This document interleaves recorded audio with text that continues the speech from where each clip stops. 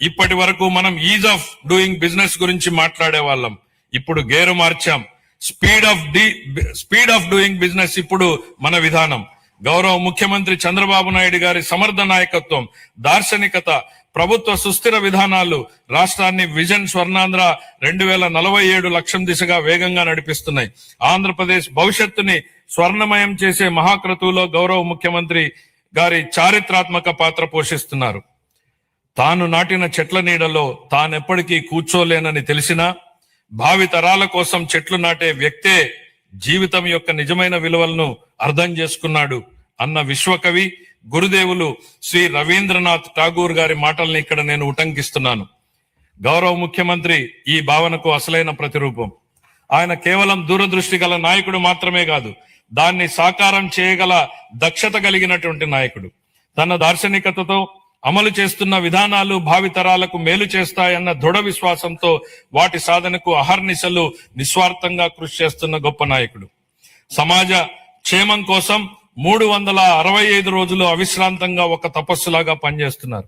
1990వ దశకంలో ఆయన information technology గురించి మాట్లాడినప్పుడు, దార్శనికతను అమల్లో పెట్టినప్పుడు దాని ఫలితం ఎలా ఉంటుందో చాలా మందికి అర్థం కాలేదు. కానీ అప్పటి యువత దాంతో ప్రయోజనం పొంది జీవితంలో పురోగమించడమే కాకుండా ప్రపంచవ్యాప్తంగా అవకాశాలని అందిపుచ్చుకుని సత్తా చాటారు.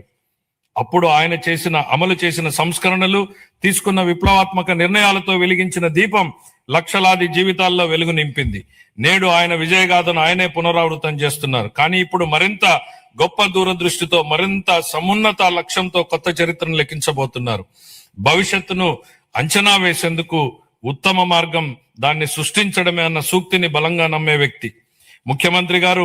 Deep tech, AI, quantum computing వంటి ఆధునిక టెక్నాలజీలు ప్రతి కుటుంబం నుంచి ఒక ఎంటర్ప్రెన్యూర్ వంటి విధానాలు కేంద్రంగా ఆయన ఇప్పుడు రాష్ట్రాన్ని సరికొత్త శకంలోకి నడిపిస్తున్నారు. ఆయన మార్గదర్శకత్వంలో ఏపీ వెల్త్ ఫండ్ ను ప్రారంభించబోతున్నాం. రాబోయే రోజుల్లో అది Norway, UAE sovereign wealth funds లా విస్తృతమై మొత్తం రాష్ట్రాన్నే నడిపించడానికి సరిపోవచ్చు. నాతో సహా ఈనాటి సమాజానికి ఈ టెక్నాలజీల ప్రాముఖ్యత అర్థం కాకపోవచ్చు. కానీ ఆయన ఐటీ రంగంలో చూపిన చొరవ వల్ల 1990లో నాటి యువతరం లబ్ధి పొందినట్టే ఈనాటి యువత కూడా ఏఐ, డీప్ టెక్, క్వాంటమ్ టెక్నాలజీతో భవిష్యత్తు ఖచ్చితంగా లబ్ధి పొందుతుంది. ఆర్థిక వనరుల పరంగా మనం ఇప్పటికీ సంక్షోభం నుంచి పూర్తిగా బయటపడలేదు. పరిస్థితులు అంత సానుకూలంగా లేవు. గత ప్రభుత్వం మిగిల్చిన ఆర్థిక అస్తవ్యస్త పరిస్థితుల్ని అధిగమించే క్రమంలో ఇప్పటికీ అనేక సవాళ్లను ఎదుర్కొంటున్నాం. కానీ రాష్ట్ర అభివృద్ధి, సంక్షేమానికి సంబంధించి మా లక్ష్యాల్లో మార్పు లేదు. మా సంకల్పం చెక్కు చెదరలేదు. మా ప్రయాణాన్ని స్థిరంగా కొనసాగించేందుకు ప్రధాని నరేంద్ర మోడీ నుంచి అమూల్యమైన మద్దతు, సహకారం లభిస్తున్నాయి. ఆయనకు కృతజ్ఞతలు తెలియజేస్తున్నాం. కేంద్ర ఆర్థిక మంత్రి శ్రీమతి నిర్మలా సీతారామన్ గారు అందిస్తున్న గొప్ప సహకారం గురించి ప్రత్యేకంగా ప్రస్తావించాలి. కష్టకాలంలో ఆమె రాష్ట్రానికి వెన్నుదన్నుగా నిలబడ్డారు. పోలవరం ప్రాజెక్టును మళ్లీ గాడిలో పెట్టడం, రాజధాని అమరావతి నిర్మాణాన్ని పునఃప్రారంభించడంలో పూర్తి సహకారం అందించారు.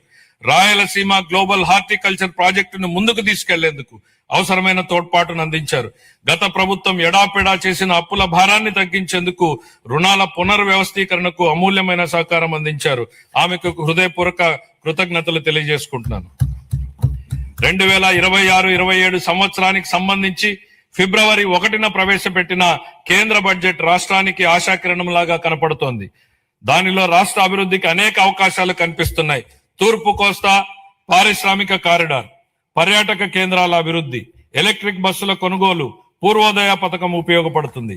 రాయలసీమ గ్లోబల్ హార్టికల్చర్ హబ్ కూడా వేగంగా రూపుదిద్దుకుంటోంది. కేంద్ర బడ్జెట్ లో కొత్తగా ప్రకటించిన రేర్ ఎర్త్ కారిడార్లు, డేటా సెంటర్లు, ప్రాంతీయ medical hub, national institute of pharmaceutical education and research, seaplane manufacturing, container manufacturing, ప్రతి జిల్లాలో బాలికల హాస్టళ్ల వంటి అంశాల నుంచి రాష్ట్రానికి గరిష్ట ప్రయోజనాలు పొందేందుకు అవకాశం ఉంది.